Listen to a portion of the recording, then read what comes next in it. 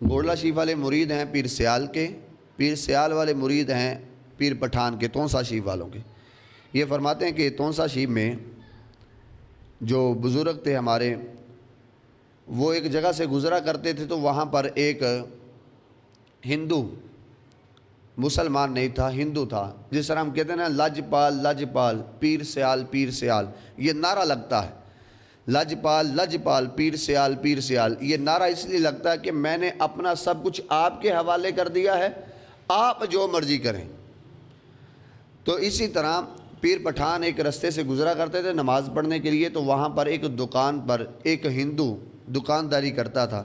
جو ہی پیر پٹھان اپنے گھر سے نکلتے، اس کی دکان کے سامنے آتے، وہ آدمی کھڑا ہو جاتا، ہندو تھا، اور آپ کے استقبال میں کھڑا ہو جاتا اور کھڑا ہو کر یہ کہتا بلے کو بلی لاج، اپنی زبان میں، سریکی زبان میں کہتا بلے کو بلی لاج، تو اس کا مطلب لجپال لجپال، یعنی بلے کو بلی لاج، یہ جملہ کہتا۔ آپ گزر جاتے تو 4-5 دن یوں ہوا کہ آپ کو وہ ہندو نظر نہ آیا دکان پہ۔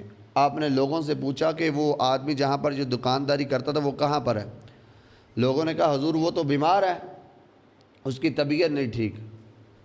آپ اس کے گھر میں چلے گئے، اور اعتماد داری کا نبی کریم صلی اللہ علیہ وسلم نے فرمایا اگر کوئی بندہ صبح کسی آدمی کی اعتماد داری کرتا ہے، اللہ رب العزت 70,000 فرشتوں کی ڈیوٹی لگاتا ہے، شام تک اس بندے کے لیے دعائے مغفرت کرتے رہے۔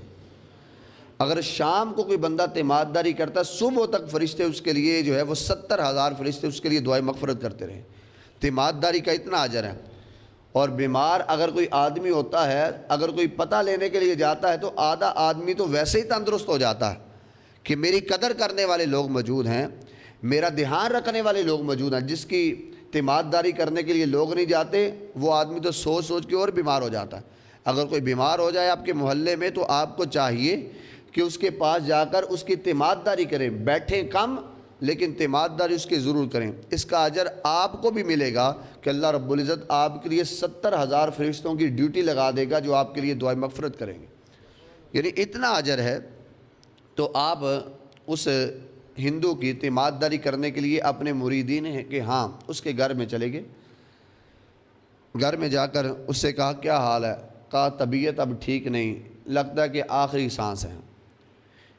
پیر پٹھان نے کہا کہ یوں کرو کہ میرے کان میں کلمہ پڑھ لو، کیونکہ تو نے کہا تھا بلے کو بلی لاج، میں چاہتا ہوں کہ تیری دنیا میں بھی کامیابی ہو جائے، آخرت میں بھی کامیابی ہو جائے۔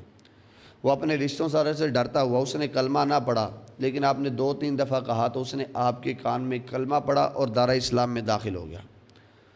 اب گھر والوں کو اس بات کا علم نہیں کہ وہ مسلمان ہو چکا ہے۔ اب اگلے دن خبر آئی کہ وہ بندہ جو ہے وہ مر گیا ہے۔ جب مرا تو انہوں نے کیا کیا، ہندو کیا کرتے ہیں، اپنی میت کو، اپنے مردے کو جلاتے ہیں، آگ لگاتے ہیں، لکڑیوں کے اندر رکھ کے آگ لگا دیتے ہیں۔ آپ نے اپنے مریدوں سے کہا یہ بندہ مسلمان ہے، ہمارے حوالے کر دو، یہ ہندو نہیں رہا، یہ آخری وقت اس نے کلمہ پڑھ لیا تھا، لہذا یہ مسلمان ہے، میرے حوالے کر دو۔ تو لوگوں نے کہا نہیں، اس نے ساری زندگی ہمارے ساتھ گزاری ہے، دکانداری ہمارے ساتھ کرتا ہے، رسم و رواج ہمارے والے ہیں، اس کی اولاد ہندوؤں کے اندر بیائی گئی ہے، سارا کچھ ہندوؤں والا ہے، ہم آپ کے حوالے کیسے کر سکتے ہیں؟ صرف چند لکڑیاں جن پر پیسے لگیں گے اس کی خاطر ہم ایسا نہیں کریں گے۔ آپ نے کہا چلو پھر جلا لو۔ انہوں نے کیا کہ لکڑیاں کٹھی کی، اس میت کو درمیان میں رکھا، آگ لگائی، ساری لکڑیاں جل گئی، وہ میت ویسی کی ویسی ہے، اس کو آگ ہی نہ لگی۔ کہا جلا کے دیکھو، اگر یہ تمہارا ہوگا تو جل جائے گا، اگر یہ مصطفیٰ کے دامن میں آ گیا ہوگا تو اس کو آگ نہیں چھوئے گی۔ اب یہاں پر اس نے سب نے آگ لگائی، بار بار لگائی، لکڑیاں جل جاتی، وہ بندہ ویسے کا ویسا رہتا۔ ان اچھے جو سیانے عقل مند آدمی تھے انہوں نے کہا کہ ان کے حوالے کر دو، لگتا ہے یہ مسلمان ہو گیا۔ انہوں نے اس کو اٹھایا، آپ نے کے حوالے کر لیا، آپ نے اسے اچھی طرح غسل دیا، کفن پہنایا، جنازہ پڑھا، جنازہ پڑھ کے اسے دفنا دیا۔ اب اس کا مطلب یہ ہے اگر کوئی بندہ غیر مسلم بھی ہو، اگر کسی ولی کی قدر کرے، وہ مرتا بعد میں ہے، اللہ رب العزت ایمان کی دولت اسے پہلے نصیب فرما دیتا ہے۔ اگر کوئی بندہ ایمان والا ہو لیکن اگر ولیوں پہ بھونکتا ہے، تن و تشریح کرتا ہے، مجھے ڈر ہے کہیں اللہ رب العزت مرتے وقت اس کے ایمان کو چھین نہ لے۔